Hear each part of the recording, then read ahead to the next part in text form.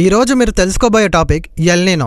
ఇండియాలో summer almost ఎండుకు వచ్చేసింది. తెలుగు రాష్ట్రాల్లో 45 డిగ్రీ సెంటిగ్రేడ్ టెంపరేచర్ టచ్ అయింది. మరి ఎల్ నినో అంటే ఏంటి? ఈ వీడియోలో కంప్లీట్ అనాలిసిస్ చేద్దాం. Hello friends, welcome back to my channel RGS. ఈ రోజు మన డిస్కషన్ వెదర్ గురించి మాత్రమే కాదు, మన agriculture, economy, food security, water resources మరియు ఫ్యూచర్ లివింగ్ కండిషన్స్ గురించి కూడా. లేటెస్ట్ WMO వార్నింగ్ ప్రకారం పసిఫిక్ ఓషన్ లో టెంపరేచర్స్ అన్యూజువల్ గా పెరుగుతున్నాయి. ఈ వార్నింగ్ వల్ల ఎల్ నినో కండిషన్స్ డెవలప్ అవుతున్నాయి. సైంటిస్టులు ఏం చెప్తున్నారంటే జూన్ నుంచి అప్కమింగ్ మంత్స్ లో ఎల్ నినో అఫీషియల్లీ డెవలప్ అయ్యే అవకాశం చాలా ఎక్కువగా ఉందని. UN secretary general Antonio Guterres చెప్పిన మాట ఏంటంటే El Nino will pour fuel on the fire of the warming world. అంటే ఆల్రెడీ క్లైమేట్ చేంజ్ వల్ల హీట్ అవుతున్న ఎర్త్ ని ఎల్ నినో ఇంకా ఎక్కువ హీట్ చేస్తుందని అర్థం. ఇప్పుడు ముందుగా ఎల్ నినో అంటే ఏంటో సింపుల్ గా అర్థం చేసుకుందాం. పసిఫిక్ ఓషన్ ప్రపంచంలో largest ocean. Normally trade winds అనే స్ట్రాంగ్ విండ్ ఏషియా సైడ్ కి వార్మ్ ఓషన్ వాటర్ ని పుష్ చేస్తాయి. కానీ కొన్ని సంవత్సరాలకి ఒకసారి ఈ విండ్స్ వీక్ అయిపోతాయి. అప్పుడు వార్మ్ వాటర్ సెంట్రల్ మరియు ఈస్టర్న్ పసిఫిక్ సైడ్ కి మూవ్ అవుతాయి. దాని వల్ల ఓషన్ సర్ఫేస్ టెంపరేచర్స్ అబ్నార్మల్ గా పెరిగిపోతాయి. ఈ ఫినామినాని ఎల్ నినో అంటారు. స్పానిష్ లాంగ్వేజ్ లో ఎల్ నినో అంటే లిటిల్ బాయ్ అని అర్థం. ఇది ప్రతి 2 years నుంచి 7 years కి ఒకసారి వస్తుంది. యూజువల్లీ 9 months నుండి 12 months వరకు కంటిన్యూ అవ్వచ్చు. ఇంట్రెస్టింగ్ ఫ్యాక్ట్ ఏంటంటే ఎల్ నినో పసిఫిక్ ఓషన్ లో స్టార్ట్ అయినా కూడా దాని ఎఫెక్ట్ వరల్డ్ మొత్తం ఉంటుంది. అందుకే సైంటిస్టులు దానిని గ్లోబల్ క్లైమేట్ డ్రైవర్ అని పిలుస్తారు. చాలా మంది డౌట్ ఏంటంటే పసిఫిక్ ఓషన్ లో జరిగే చేంజ్ వరల్డ్ ని ఎలా ఎఫెక్ట్ చేస్తుంది? Answer simple. అట్మాస్ఫియర్ మరియు ఓషన్స్ అన్ని inter connected systems. Pacific temperature మారితే ఎయిర్ సర్క్యులేషన్ ప్యాటర్న్స్ కూడా మారుతాయి. దానివల్ల రెయిన్ఫాల్ ప్యాటర్న్స్ డిస్టర్బ్ అవుతాయి. కొన్ని కంట్రీస్లో ఫ్లడ్స్ రావచ్చు, కొన్ని కంట్రీస్లో కరువు రావచ్చు, కొన్ని రీజియన్స్లో రికార్డ్ బ్రేకింగ్ టెంపరేచర్స్ కనిపించవచ్చు. సైంటిస్టులు చెప్పేది ఏంటంటే ఎల్ నినో ఇయర్స్ లో global average temperatures generally increase అవుతాయి. ఆల్రెడీ క్లైమేట్ చేంజ్ వల్ల ఎర్త్ హాటెస్ట్ ఇయర్స్ ని ఎక్స్పీరియన్స్ చేసింది. ఇప్పుడు ఎల్ నినో ఆ హీట్ ని ఇంకా బూస్ట్ చేయగలదు.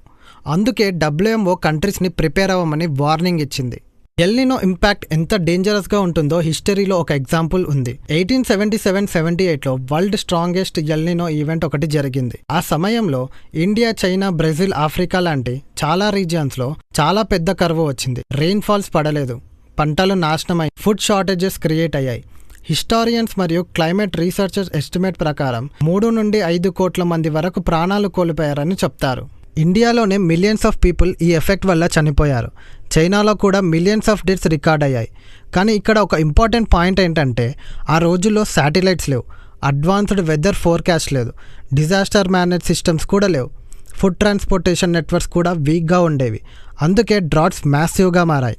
కానీ ఇప్పుడు technology, forecasting, food storage systems చాలా బెటర్గా ఉన్నాయి.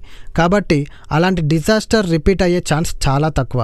కానీ క్లైమేట్ వార్నింగ్స్ని ఇగ్నోర్ చేయడం మాత్రం డేంజరస్. మరి హిస్టరీలో అంత ఇంపాక్ట్ క్రియేట్ చేసిన ఎల్ నినో ఈసారి ఇండియాని ఎలా ఎఫెక్ట్ చేయగలదో ఇప్పుడు చూద్దాం. ఇండియా ఎకనామీలో మాన్సూన్స్ రోల్ చాలా ఇంపార్టెంట్. మన యాన్యువల్ రెయిన్ఫాల్స్లో మెజారిటీ సౌత్ వెస్ట్ మాన్సూన్స్ ద్వారా వస్తుంది. అగ్రికల్చర్ సెక్టార్లో మిలియన్స్ ఆఫ్ ఫార్మర్స్ మాన్సూన్స్ మీద డిపెండ్ అవుతారు. హిస్టారికల్ రికార్డ్స్ చూస్తే చాలా ఎల్ నినో ఇయర్స్లో ఇండియా వీక్ మాన్సూన్స్ని ఎక్స్పీరియన్స్ చేసింది. అందుకే ఎక్స్పర్ట్స్ కన్సర్న్ అవుతున్నారు.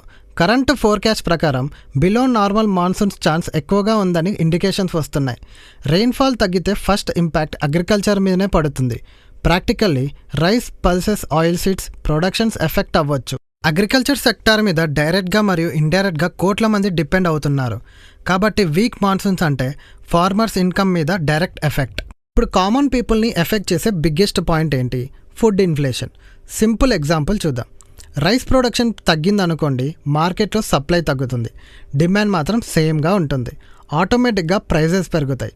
అదే సిచ్యువేషన్ వెజిటేబుల్స్, పల్సెస్, ఆయిల్స్లో కూడా జరగవచ్చు. క్లైమేట్ ఇంపాక్ట్ అగ్రికల్చర్ని డిస్టర్బ్ చేస్తే ఫుడ్ ఇన్ఫ్లేషన్ ఇంక్రీజ్ అయ్యే ఛాన్స్ ఉంది. Middle class families monthly budget పైన బర్డెన్ పెరుగుతుంది.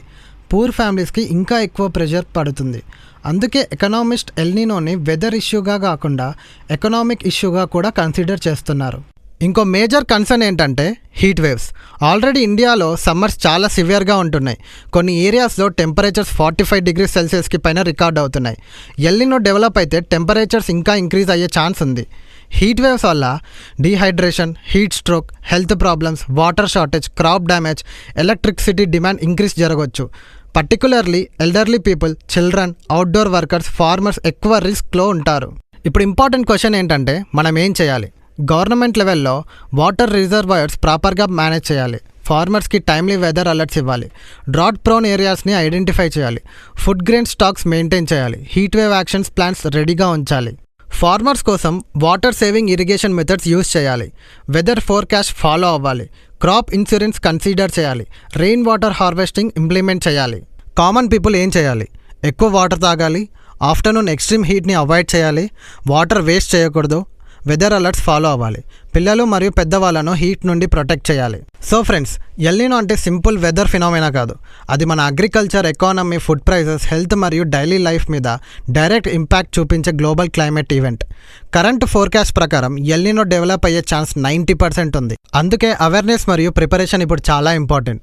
వీక్ మాన్సూన్స్ రావచ్చు, హీట్ వేవ్స్ పెరగవచ్చు, ఫుడ్ ప్రైసెస్ ఇంక్రీజ్ అవ్వచ్చు.